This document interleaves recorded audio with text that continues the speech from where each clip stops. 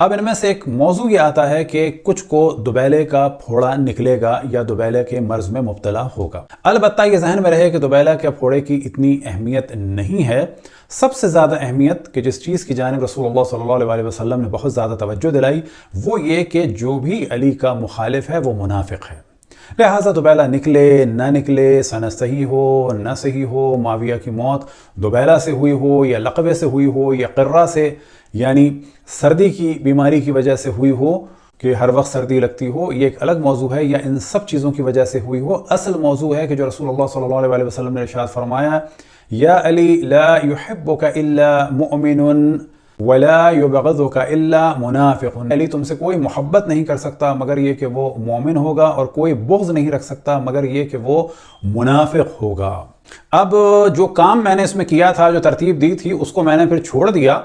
اور آپ کے سامنے اس وقت ایک تصویر ہے، اور یہ تصویر ہے سعودی عرب کے ایک محقق کی کہ جو کھل کے کہتے ہیں کہ میں ناسبی نہیں ہوں، اور ان کا نام ہے حسن فرحان مالکی۔ اب جو آپ کے سامنے تصویر ہے اس میں آپ دیکھ رہے ہیں کہ وہ قضیہ تحکیم میں امام علی کہہ رہے ہیں، اور اسی طرح سے امام حسین کی مظلومیت کو بھی امام حسین کہہ کر ہی بیان کر رہے ہیں۔ لیکن آپ بہت سارے لوگوں کو دیکھیں گے، یہ ہماری گفتگو ہے ہمارے برادران اہل سنت سے، کہ اپنے علماء کی آپ خباثت کو سمجھیں کہ وہ رسول اللہ صلی اللہ علیہ وسلم کا جب نام لیتے ہیں تو سلم کر دیتے ہیں، ورنہ آل کا تو نام لیتے ہی نہیں ہے، کیونکہ سابقہ زمانے میں جو آل کا نام لیتا تھا وہ قتل کر دیا جاتا تھا، بالکل ویسے ہی جیسے آج جلوسوں میں پتھراؤ کراتے ہیں یہ لوگ۔ تو حسن فرحان مالکی صاحب نے کتاب لکھی ہے سلسلہ مصالیب معاویہ، یعنی معاویہ کی جو برائیاں ہیں ان کو انہوں نے دلیل کے ساتھ بیان کیا ہے، سعودی عرب کی عالم دین ہے، اور اسی میں آپ کے سامنے جو اس وقت حصہ ہے یہ حصہ ہے حدیث دوبیلہ کا۔ تفصیل کے ساتھ انہوں نے بہت سارے موضوعات ڈسکس کیے ہیں، کیونکہ کوئی ہم سے سوال کرتا کہ ایسا کیوں کہہ رہے ہیں، تو ہم نے کہا کہ یہ آپ دیکھ لیں، اور واقعی ڈائلاگ کا ماحول ایسا ہونا چاہیے۔ تو اب آپ کے سامنے ہے صحیح مسلم کی جلد نمبر 5، اور حدیث آپ کے سامنے ہم پڑھ دیتے ہیں کہ رسول اللہ صلی اللہ علیہ وسلم نے فرمایا میری امت میں 12 منافق ہیں، وہ جنت میں داخل نہ ہوں گے اور نہ اس کی خوشبو پائیں گے جب تک کہ اونٹ سوئی کے ناکے میں داخل نہ ہو جائے، یعنی محال ہے کہ یہ جنت میں جائیں۔ ان میں سے 8 ایسے ہیں کہ ان کے شر سے بچاؤ کے لیے تمہاری کفایت ایک ایسا پھوڑا کرے گا جو آگ کے جلتے ہوئے دیے کی طرح اوپر سے سرخ ہوگا اور ان کے کاندھوں میں ظاہر ہوگا یہاں تک کہ ان کے سینوں سے نکل آئے گا۔ یعنی کچھ مومنین کو تسلی دے رہے ہیں کہ یہ کچھ کے شر سے تو تم دوبیلہ کے ذریعے سے بچ جاؤ گے۔ اور ہم بتا چکے دوبیلہ ہو یا نہ ہو یہ اتنا اہم موضوع نہیں ہے، اصل موضوع تو یہ ہے کہ جو بھی مولا امیر المومنین کے مقابلے میں آیا اس کا نفاق کافی ہے۔ اب آپ کے سامنے ہے تاریخ طبری جلد نمبر 4 اور صفحہ نمبر 134 اور 35۔ ایک دفعہ ابو موسیٰ سیاہ برنس سر پر پہنے ہوئے معاویہ کے پاس آئے اور کہا السلام علیکہ یا امین اللہ۔ ان کے بارے میں بھی گفتگو انشاءاللہ اگلے اس میں آئے گی۔ اب آپ دیکھیں کہ رسول اللہ صلی اللہ علیہ وسلم ارشاد فرما رہے ہیں کہ علی میرا وصی ہے، میرا بھائی ہے، میرا اخی ہے۔ ان کے ساتھ آپ نے 2 دفعہ جو ہے بھائی ہونے کا اعلان فرمایا، ان کو آپ نے پالا، واضح عرفان آپ نے ارشاد فرمایا کہ اے علی تم سے کوئی محبت نہیں کر سکتا مگر یہ کہ وہ مومن ہوگا، کوئی بغض نہیں رکھ سکتا مگر یہ کہ منافق ہوگا۔ یعنی جنگ صفین ہو چکی ہے، اور جنگ صفین کے بعد امام حسن پر بھی ظلم ہو چکا ہے، ممبروں پر سے مولا امیر المؤمنین پر یعنی رسول اللہ صلی اللہ علیہ وسلم کے نفس پر، بھائی پر، داماد پر لعنتوں کا سلسلہ ہو رہا ہے۔ ایسے میں ابو موسیٰ کیا کہتے ہیں آ کے السلام علیکہ یا امین اللہ، خدا کی پناہ، ایک دشمن خدا کے جس نے نفس رسول سے جنگ کی انہیں امین اللہ کہہ رہے ہیں، جبکہ رسول اللہ صلی اللہ علیہ وسلم واضح فرما چکے ہیں یا عمار تقتلک فیۃ باغیۃ، اے عمار تم ایک باغی گروہ قتل کرے گا، تم جنت کی جانب بلا رہے ہوگے، وہ تمہیں جہنم کی جانب بلا رہا ہوگا۔ ایسے فرد کو یہ کہہ رہے ہیں یا امین اللہ۔ معاویہ نے کہا وعلیکہ السلام۔ جب وہ چلے گئے تو معاویہ نے کہا یہ بڈھا اس لیے آیا تھا کہ میں اسے کوئی خدمت دوں۔ ماشاءاللہ، ایک صحابی دوسرے صحابی کو اس طرح سے مخاطب کر رہے ہیں۔ اب اگر یہ جھوٹ بھی ہے تو یہ آپ کی کتاب میں ہے، اور یہاں پر بھی لکھنا چاہیے تھا رضی اللہ، اور اگر آپ نے لکھا تو سوال یہ پیدا ہوتا ہے کہ اسے اگر کوئی پڑھ لے اور اگر کہیں لکھ دے تو آپ اسے قتل کریں گے، لیکن خود اس کو آپ چھاپیں گے۔ واللہ کوئی خدمت اسے میں نہ دوں گا، یعنی کسی قسم کا عہدہ میں اس کو نہ دوں گا۔ اب یہاں پر اصل روایت شروع ہوتی ہے۔ ابو بردہ کہتے ہیں معاویہ کو ایک زخم لگا تھا، میں انہی دنوں میں ان کے پاس گیا، مجھ سے کہا بھتیجے میرے پاس آ کر دیکھ۔ میں نے دیکھا تو زخم میں سلائی دی جا چکی تھی، یعنی زخم پھٹ چکا تھا، سوراخ ہو چکا تھا، گڑھا پڑ چکا تھا، اور صفائی کے لیے ایک لکڑی یا کوئی چیز داخل کی جاتی تھی۔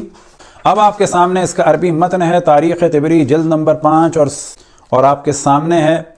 ان ابی بردہ قال دخلت علی معاویہ حیث اصابته قرحۃ، اب بعض جگہ قرحہ بھی ہے قرحہ بھی ہے، فقال حلم یا اخی، اور میرے پاس آؤ۔ اب اس میں انہوں نے کیا دیکھا؟ فنظرت فاذا ہی قد صبرت، کہ سوراخ ہو چکا تھا اور سلائی دی جا چکی تھی۔ اب آپ کے سامنے اسی پھوڑے کے لیے المعارف ابن قتیبہ نے جو کہا تو وہ آپ کے سامنے ہم بیان کر دیتے ہیں۔ المعارف ابن قتیبہ میں ہیڈنگ آپ کے سامنے ہے وقال ابن اسحاق مات، یعنی معاویہ کی موت ہوئی، وَلَهُ 78 سنہ، اور وہ اس وقت 78 کی عمر میں تھا۔ وَكَانَتْ عِلَّتُهُ، اور موت کی وجہ کیا تھی؟ الناقبات۔ اب ناقبات کیا ہے؟ یعنی الدبیلہ، کہ موت دبیلے کی وجہ سے ہوئی۔ پاکستان کے بھی ایک صاحب نے اس کو ڈسکس کیا، لیکن وہ ظاہر ہے کہ اہل بیت کی محبت تو کر رہے ہیں لیکن دشمنوں سے پوری طرح سے اظہار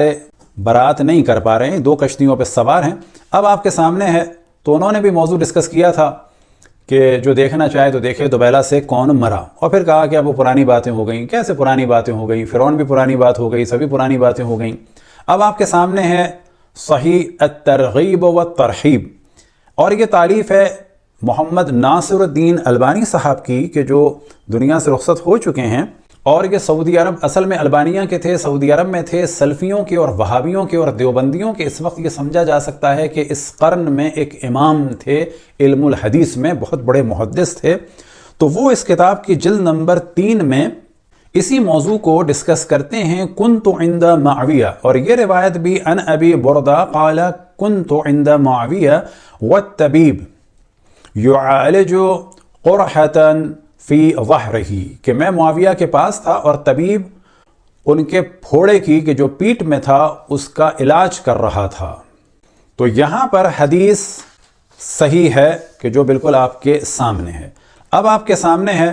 تاریخ مدینۃ دمشق۔ اب یہ روایت مختلف طرق سے بیان ہوئی۔ اس وقت آپ کے سامنے جو ہم طریق بیان کر رہے ہیں یہ ہے طلحہ بن یحییٰ سے۔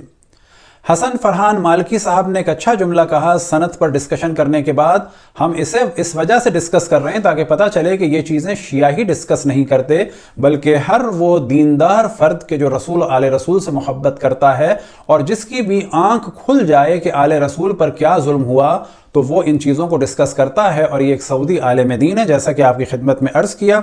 تو یہ طریق ہے طلحہ بن یحییٰ کی۔ تو وہ فرماتے ہیں کہ ان تمام روایات کے صحیح ہونے کی دلالت کے طور پر ایک تو ویسے ہی صحیح ہے، اور اتنا کافی ہے بقول ان کے کہ یہ سب کے سب ناسبی ہیں اور دشمن ہیں مولا امیر المؤمنین ہیں، اور ان کی گواہی اس معاملے میں کافی ہے۔ تو اب آپ کے سامنے ہے تاریخ مدینۃ دمشق جلد نمبر 26 اور صفحہ نمبر 45، اور ایرو لگا ہوا ہے۔ یہ روایت بھی وہی ہے، یہاں پر فقط ایک اضافہ ہے، وَيَتَأَوَّ الصَّبِيُّ، کہ وہ اس طرح سے چیخ رہا تھا جیسے کہ ایک بچہ چیختا ہے، اور پھر اس کے بعد ہے، اب آپ کے سامنے ایرو لگا ہوا ہے اور وہ ایک اضافہ کرتے ہیں کہ وہ چیخ رہے تھے جیسے کہ ایک بچہ چیختا ہے درد سے۔ دوسری روایت بھی اسی صفحے پر ہے اور ایرو لگا دیا ہے، یہ بھی طلحہ بن یحییٰ سے ہے۔ اب آپ کے سامنے ہے معجم الکبیر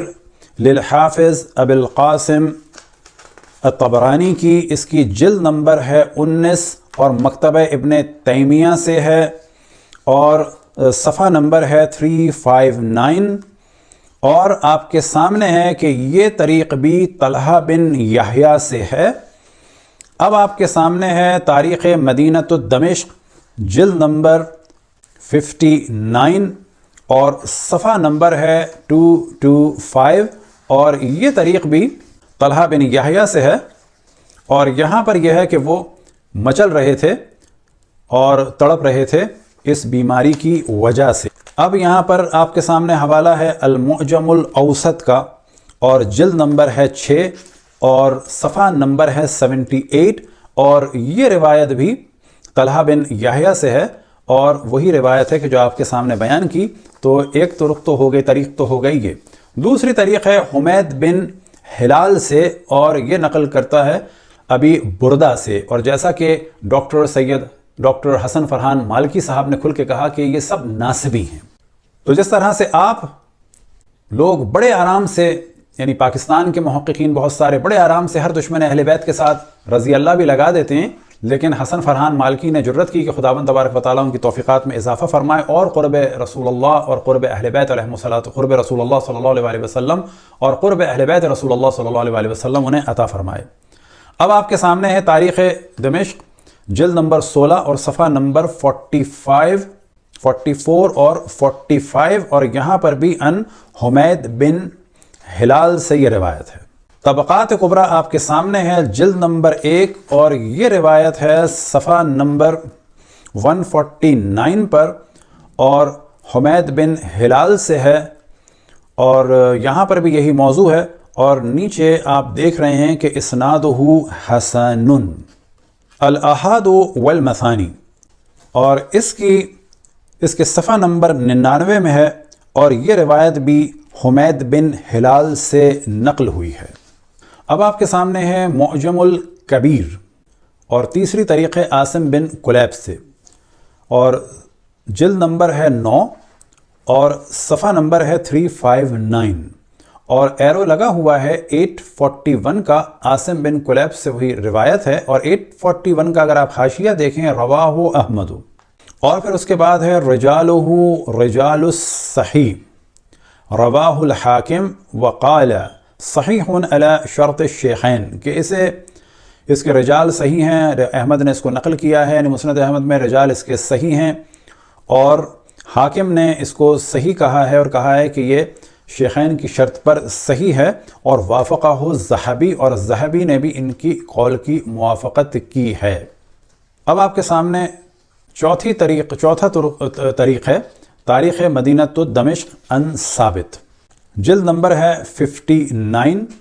اور صفحہ نمبر ہے 220، اور یہاں پر وہی روایت ہے لیکن ابو بردہ سے ہی ہے، لیکن یہ ثابت سے نقل ہوئی ہے۔ اب آپ کے سامنے کتاب المحتضرین، یعنی جو مر رہے ہوتے ہیں، دم نکل رہے ہوتے ہیں، اس کے بارے میں کتاب احتضار سے، اور اس کے بھی صفحہ نمبر 210 اور 11 پر ثابت سے روایت ہے کہ جو آپ دیکھ سکتے ہیں۔ پھر ہم عرض کریں کہ ساتھ میں دو اور وجوہات بھی معاویہ کی موت کی بیان ہوئی، کہ جن میں سے ایک لقوہ تھا اور ایک قرہ، یعنی سردی لگنے کی بیماری، کہ ہر وقت سردی لگتی رہتی تھی، اور ممکن ہے یہ سب کچھ ہوا ہو، اور ممکن ہے کوئی اسے کہے کہ ایسا کچھ نہیں ہوا، لیکن جو بھی مولا امیر المومنین کے مقابلے میں آیا، اور خصوصاً جناب عمار کے قاتلوں کے لیے رسول اللہ صلی اللہ علیہ وسلم بیان فرما چکے تھے، مولا امیر المومنین کے لیے واضح بیان فرما چکے تھے، یا علی لا يحبک الا مؤمن ولا یبغضک الا منافق، کہ علی تم سے کوئی محبت نہیں کر سکتا مگر یہ کہ وہ مومن ہوگا، کوئی بغض نہیں رکھ سکتا مگر یہ کہ منافق ہوگا، اور ساتھ ہی جناب عمار کے لیے فرمایا تھا کہ تقتلک فیۃ باغیۃ۔ اب بعض دفعہ جو لوگ روافظ کہتے ہیں، تو یاد رکھیں جو رسول اللہ کو چھوڑ کے باقی وہ بھی روافظ تھے، کیونکہ رافضی کے معنی ہے چھوڑ کے جانے والے، اور اگر رافضی کے معنی ہیں اصحاب کی مخالفت کرنے والے، تو جنہوں نے مولا علی کی مخالفت کی وہ رافضی ہیں، جن خواتین نے مخالفت کی وہ رافضات ہیں، اور آپ ان رافضیوں کے اور رافضات کے چاہنے والے ہوئے۔ تو لفظ رافضی میں بالنفس سے ہی نہ کوئی برائی ہے نہ کوئی اچھائی ہے، ڈیپینڈ کرتا ہے کہ رسول اللہ کو چھوڑ کے بھاگنے والے رافضی کیسے تھے، اور مولا امیر المؤمنین پر لعنتیں بھیجنے والے اور جنگ کرنے والے رافضی کیسے تھے۔ رسول اللہ کو چھوڑ کے بھاگنے والوں اور مولا علی سے جنگ کرنے والوں کو جنہوں نے چھوڑا، یعنی ہم، وہ رافضی کیسے ہیں۔